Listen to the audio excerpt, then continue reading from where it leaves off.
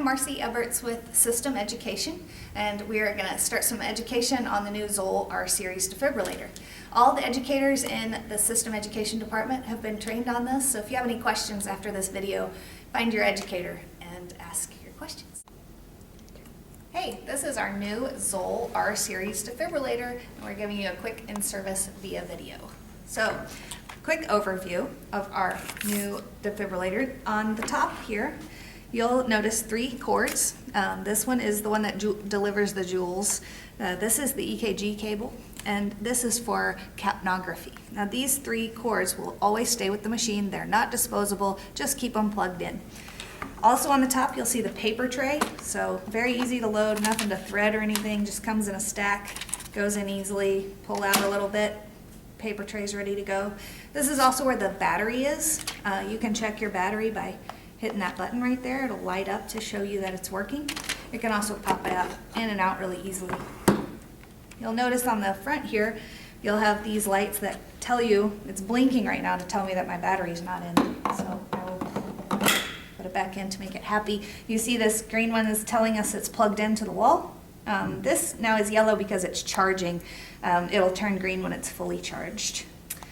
Also right here on the front, you'll see this red X. So this is a very smart machine, and every morning at 3 o'clock in the morning, it will silently wake up and run through over 100 self-checks. One of those checks involves knowing that the pads, which are supposed to be continuously plugged into the machine, it will check the expiration date on the pads for you, and it'll let you know in the morning if it didn't pass that check. It will also do the daily defibrillation check, so no more having to check our defibs by plugging into that little box and checking a defibrillation charge into that. So instead, we just leave our therapy cable plugged into pads all the time, and every morning at 3 a.m. it will just by itself deliver a shock into there of 30 joules and continue on its way. Now, last night it wasn't plugged in, so instead of a green check mark here, we have a red X saying that it failed its self-test because it wasn't plugged in. So if that ever happens to you, this is how you get rid of it. You take this therapy cable and plug it right here into the side of the machine and deliver that 30 joule charge right into the machine itself. So you'll just turn this to defib. We're going to select the energy down to 30 joules, charge, and just shock it right into the machine itself. It started printing, so I'm going to hit recorder to make that stop. And now you can see that my red X has been replaced with a green check. It doesn't light up, it's just there. So now we know that it's good to go, but we're going to plug it into the pads. This is how it should be all the time. It should just be at resting state plugged into the pads. So when you ever need it, you don't have to fumble around with that cord. You can just open the pads and get started. Okay, let's go over the other functions of the front of the machine. So this is like the main dial. It's going to have one function of monitor. So you could use this, like if you're going to transport a patient and you just wanted to use it as a monitor, you can use it as a monitor this way. Instead of using the pads though, you would want to use just a 3-lead EKG. So that cable is back here in the little net holder, and you would just plug those into your patient there and plug your therapy cable check here. So that is how it would be configured for just the monitor. Some buttons you might need to use while you're monitoring are here to change the lead. If you're not using the pads, it comes on automatically to look for the pads. So you need to change the lead to tell it to look for the electrodes instead. You might adjust the gain by using the size button. The other 2 buttons on here are to shush your alarms and to print a strip. That's about it on the monitor side. Okay, let's go over the pacemaker function of our defibrillator. So our friend here is in a very bradycardic rhythm, and we're going to attempt to pace him. So we're just going to turn our dial to the green section of pacer. And then you'll adjust milliamps here by just turning that dial up until you get capture.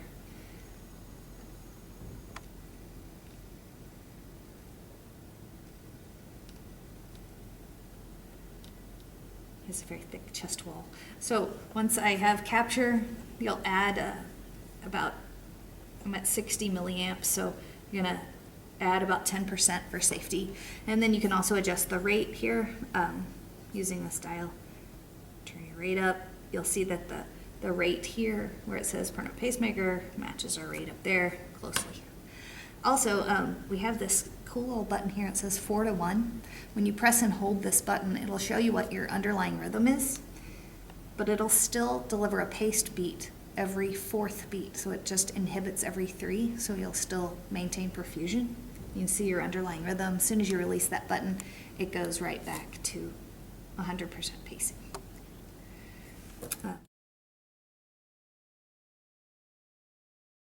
So in this code, we are going to cardiovert this patient. So for cardioversion, you're going to turn your dial to defib, and as it comes on, you're going to see my patient is in a very rapid AFib, and we're going to go ahead and sync the machine. So to sync it, it's this soft key. It says sync on off. So you'll hit this sync button, and then you can charge. So I'm going to double check that I'm synced by looking at that little white ball bouncing along the R waves, and then I'll select my energy. Let's start with 75, and then we'll charge and clear, deliver the shock. Now sometimes you might have to hold that shock button down for just a second so that it will deliver the shock right with the R wave. Notice that the bouncing ball has now disappeared, so you would have to hit the sync button again each time you need to attempt a cardioversion. Otherwise, it defaults back to defibrillation.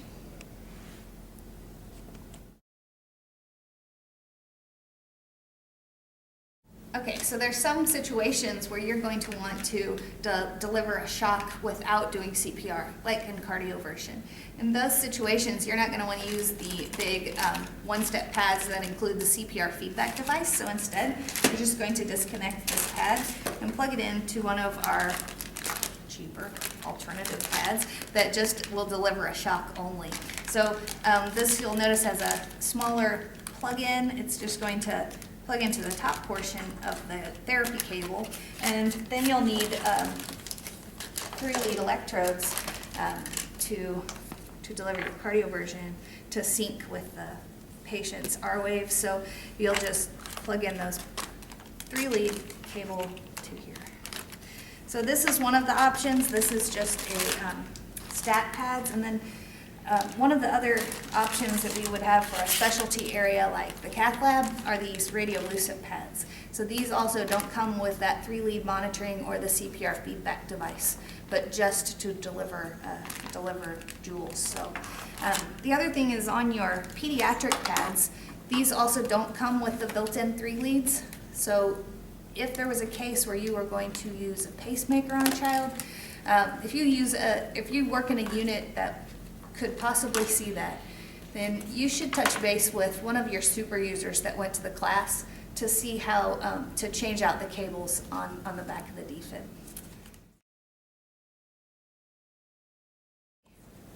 Okay, we're going to run through a scenario now as an ACLS provider, how you would use this new defibrillator. So you're giving your patient his meds, and all of a sudden he's unresponsive. Are you okay? Are you okay? He's not. So you call code. He'll call code, bring code card, and you're going to start CPR, start chest compressions while you wait for the code card. So when the code card comes in and my friends come in, somebody else is going to jump on the chest, and I'm going to take this. My pads are already connected, so all I have to do is open that up and put them on the chest. So we're going to open up the packet. They're going to come out just like this. So you'll notice that the 3 leads that we would normally have to put separate electrodes on built into the pads. So if we end up having to pace this guy or cardiovert him during code, we aren't going to have to be fumbling around looking for little electrodes because they're built into the pads. So the other thing that's built into the pads is the CPR feedback device. So when we're going to place these pads, Zoll recommends an anterior-posterior placement instead of both anterior like we're used to. So it shows you very clearly on the pads that this one is number 1, and it's to be placed on the back. So you'll see on my little model here, it's just placed right on the back. These two pads are gonna sandwich the heart. So that goes on the back, and it wants you to put that one on first, just so it's easier to place this anterior pad with the CPR feedback device. So when you go to place this, you can leave it hooked all together if you have a patient that's about this size. It would fit nicely. So this electrode is going to go right on the heart, while this CPR feedback device goes right on the sternum, on the lower half of the sternum where you would normally do chest compressions. And if that fits nicely on your patient, just leave it just like that. But do know that this is made to be able to tear it apart really easily. So you can see that it's just connected with about an inch of foam. There's no wires or anything that run through there. So if you need to, just rip that off. It's important that this is over the sternum, and it's also important that the part that's going to deliver the joules is over the heart. So if you need to, if you have a large patient or a lady with a big breast, you need to just move it apart, pull the feedback device away from the electrode that delivers the shock, pull those apart and place them appropriately. So when those are placed, I'm going to continue my CPR right on top of this puck while I turn this to number 1 defib. Okay, I'm going to hook into my simulator here. Check pads. Okay, I'm checking. Talks to you. That's nice. Okay, so I'm going to continue my CPR. I'm going to show you some of the nice features of this defibrillator. So you'll see that normally if you were going to be doing compressions, you wouldn't be able to see the defib, right? Because you would see, it's going to tell me to push harder. Compression. Thank you.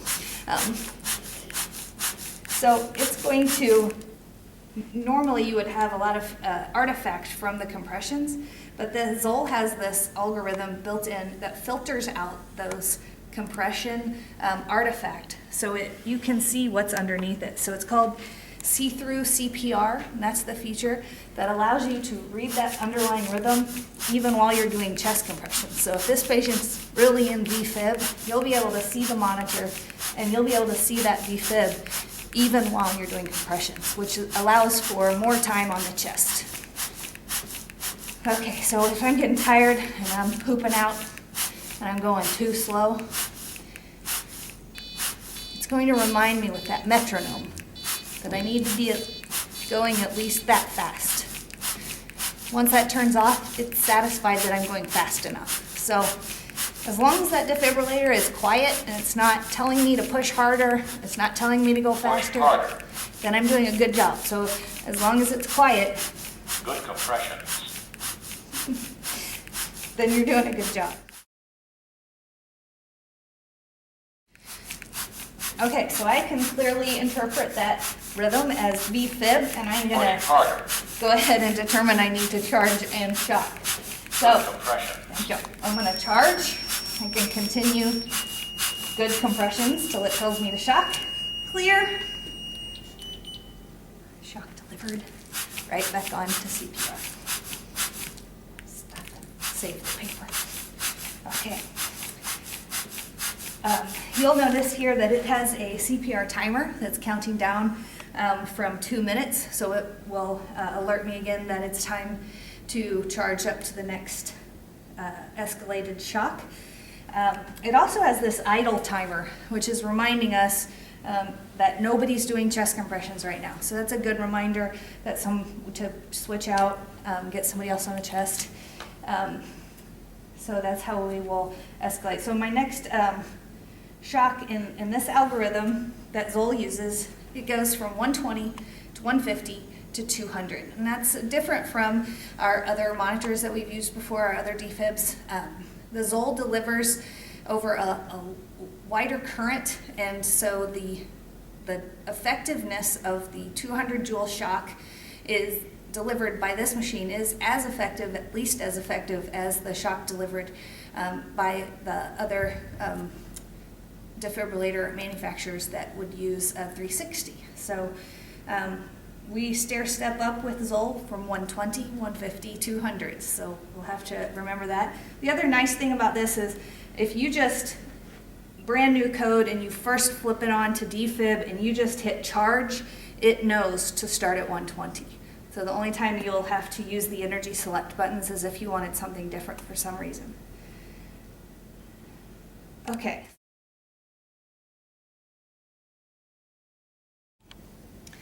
This energy select button is good for other things too, and other than just selecting how many joules you're going to deliver.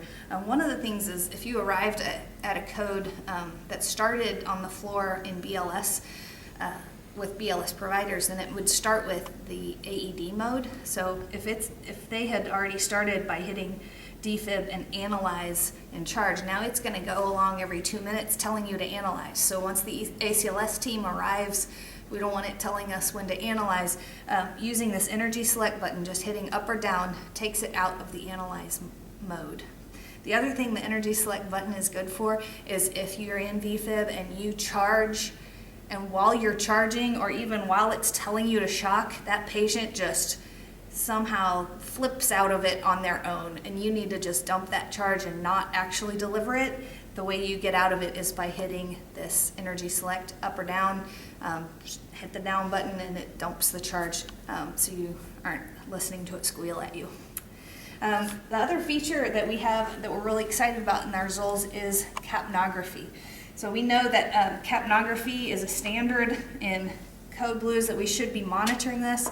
So this is going to come, this is one of our cords that should not be thrown away, is our capnography cord. So this piece here stays with the defibrillator all the time.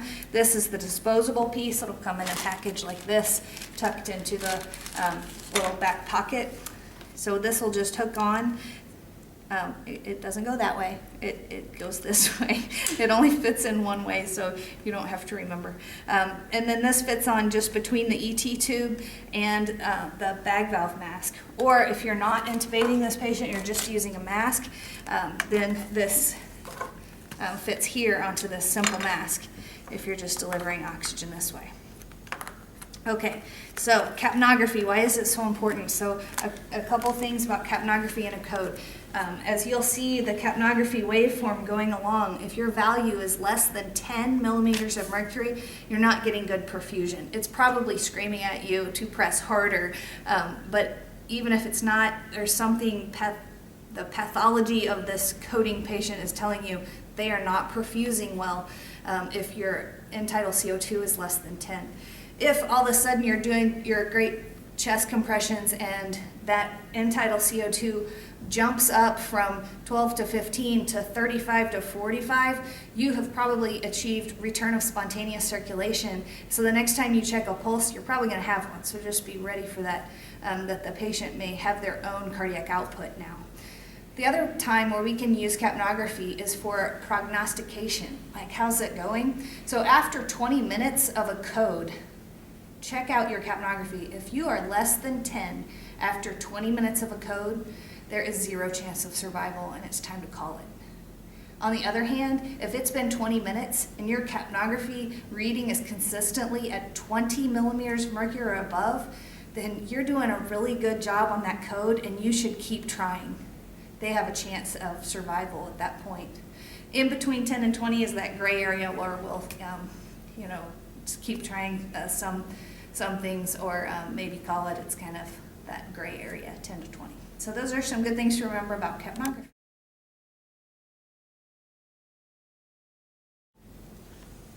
So another feature of our Zoll defibrillator is this soft key called code marker. So during a code, if you're the one running the defib, it's a nice marker to have to know some things that are going on. This will be time-stamped on the report that spits out at the end, and it's a good double check for our code documentation. So when you give epi, for instance, you just hit that and it will mark on the sheet, it will timestamp when that epi was given. So some of the options are CPR, intubate, epi, amio, atropine. There's a second page with a few things that are less common. So you can look at those things as you're looking at the defibrillator and just kind of get familiar with that. If you have any more questions, try and find a super user on your unit that has been to the class, or you can check out the HealthStream module that is been loaded on HealthStream. It is a Zoll-made module that goes in a lot more depth about the defibs. So if you want to know more, check out HealthStream. Thanks.